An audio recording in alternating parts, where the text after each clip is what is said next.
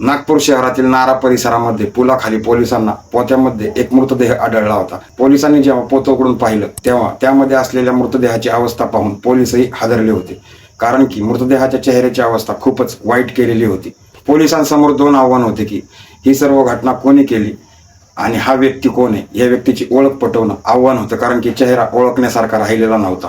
पोलिसांना एवढं मात्र समजलं होतं की ही सर्व घटना अतिशय रागातून वैयक्तिक कारणातून घडलेली असावी। पोलिसांनी त्यांचा तपास सुरू केला होता। नागपूरच्या जरीपटका पोलीस ठाण्यातील पोलिसांनी या सर्व गोष्टींचा तपास करायला सुरुवात केली होती। ज्या ठिकाणी मृतदेह आढळला होता त्याच्या आजूबाजूला कोणताही पुरावा मिळत नव्हता।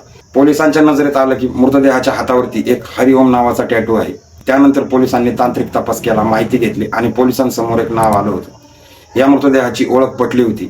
हा मृतदेह सुनील साहू नावाच्या व्यक्तीचा होता। पोलिसांनी माहिती काढली तेव्हा माहितीमध्ये असं समोर आलं की हॉटेलचा व्यवसाय करायचा, लोकांना रूम भाड्याने देणे हा देखील त्याचा व्यवसाय होता।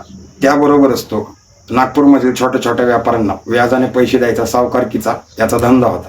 दुसरीकडे पोलीस आरोपीचा देखील तपास करत होते, परंतु मृतदेहाच्या शेजारी कोणतीच वस्तू पोलिसांना आढळत नव्हती। त्याच वेळेस पोलिसांचं लक्ष गेलं त्या पोत्यावरती। हे पोतं साध्या पोत्यासारखं नव्हतं, हे एक विशिष्ट पोतं होतं आणि हे पोतं नॉर्मली पेट हाऊसमध्ये वापरलं जातं।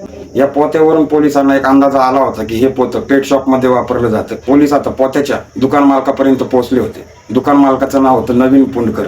नवीन पुंडकर हे स्वतःच एक पेट शॉप चालवायचे। पोलिसांनी मयत व्यक्ती सुनील साहू आणि नवीन पुंडकर या दोघांमधील काही व्यवहार झाले होते का याचा तपास घ्यायला सुरुवात केला। पोलिसांना अशी माहिती मिळाली की 2020 मध्ये नवीन पुंडकर याने त्याच्या दुकानाचा व्यवसाय वाढवण्यासाठी सुनील साहू याच्याकडून 50,000 रुपयाची मदत घेतली होती। पोलिसांनी नवीन पुंडकर याला पोलीस चौकीमध्ये बोलून घेतलं, त्याच्याशी विचारपूस करण्यात आली। नवीन पुंडकर याला वाटत होतं की आपण सर्व काही व्यवस्थित केले, कोणताही पुरावा मागे सोडलेला नाही। परंतु जेव्हा पोलिसांनी त्याला पोत्याबद्दल माहिती विचारली तेव्हा नवीन पुंडकर थोडा घाबरला। नवीन पुंडकर याच्या हालचाली पोलिसांना संशयास्पद वाटायला लागल्या होत्या। पोलिसांनी सक्तीने चौकशी केली तेव्हा नवीन पुंडकर फुटला। नवीन पुंडकर याने पोलिसांना दिलेल्या माहितीनुसार 2020 मध्ये याने त्याच्याकडून 50,000 रुपयाचे पैसे व्याजाने घेतले होते। या सर्व पैशाची रक्कम त्याने एकूण 90,000 रुपये दिली होती, तरी देखील सुनील साहू याची हाव कमी होत नव्हती। घटना घडली त्या दिवशी सुनील साहू त्याच्या घरी आला होता आणि त्याने त्याला पैशाची मागणी करायला सुरुवात केली होती।